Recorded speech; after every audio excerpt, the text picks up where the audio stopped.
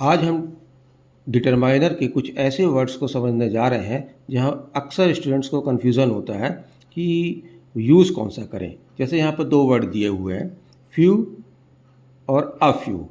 दोनों का मतलब तो एक ही है, फ्यू और अ फ्यू का, लेकिन थोड़ा सा डिफरेंस है, स्लाइट डिफरेंस है उसमें। अब स्लाइट डिफरेंस क्या है? फ्यू का मतलब तो अपन जानते हैं कि फ्यू मतलब होता है थोड़ा, लिटिल, ठीक है। अब फ्यू कहाँ यूज़ होता है? फ्यू यूज़ होता है काउंटेबल थिंग्स के लिए। काउंटेबल नाउन जहाँ पर होगा वहाँ पर फ्यू यूज़ होगा। अब बात ये आ रही है कि यहाँ पर दो वर्ड है, फ्यू और अ फ्यू। दोनों का कहाँ कहाँ कैसे यूज़ हो सकता है, समझिए उसको। देखिए, फ्यू जो है, फ्यू का मतलब हो जाता है आलमोस्ट नन। आलमोस्ट नन मतलब ना के बराबर। फ्यू का मतलब हो जाता है एकदम ना के बराबर। जैसे for example, few persons joined the party. Few persons joined the party मतलब इसका है कि ना के बराबर लोग थे जिन लोगों ने पार्टी को ज्वाइन किया। मतलब हैं, कुछ लोग हैं लेकिन बिल्कुल ना के बराबर है, उनकी गिनती ना के बराबर है, ठीक है।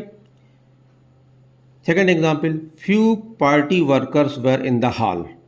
Few party workers were in the hall.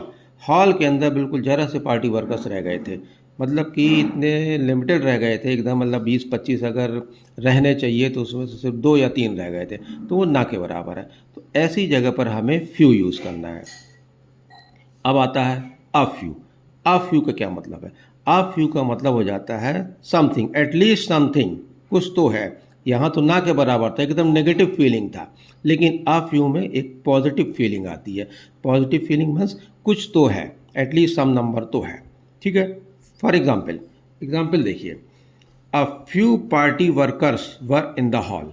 Same example लिया अपन ने। A few party workers were in the hall मतलब हॉल के अंदर कुछ पार्टी वर्कर्स थे, एटलीस्ट 4-5 वर्कर्स थे वहाँ पर। तो यहाँ पर अ फ्यू यूज़ हो जाएगा।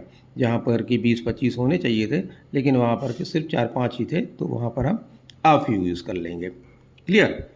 A few persons joined the meeting. Same same thing. A few persons joined the meeting. Meeting में कुछ ही मेंबर्स थे, कुछ ही पर्सन्स थे जिन लोगों ने मीटिंग को ज्वाइन किया। मतलब 4-5 रहे होंगे, बस उन्हीं लोगों ने ज्वाइन किया और बाकी किसी ने भी नहीं किया, ठीक है। क्लियर? अब आते हैं अपन, डिटरमाइनर के ही कुछ और भी ऐसे वर्ड्स हैं, each and every. Each versus every. अब इसमें भी स्टूडेंट्स बहुत ज़्यादा कंफ्यूज होते हैं कि ईच कहाँ पर लगाना है। ईच तो सबको पता है, ईच मीन्स प्रत्येक, प्रत्येक मीन्स वन बाय वन, ठीक है ना। तो इंडिविजुअल फोकस जब करना होता है, जब हमें कहीं इंडिविजुअली फोकस करना होता है, मतलब प्रत्येक व्यक्ति पर फोकस कर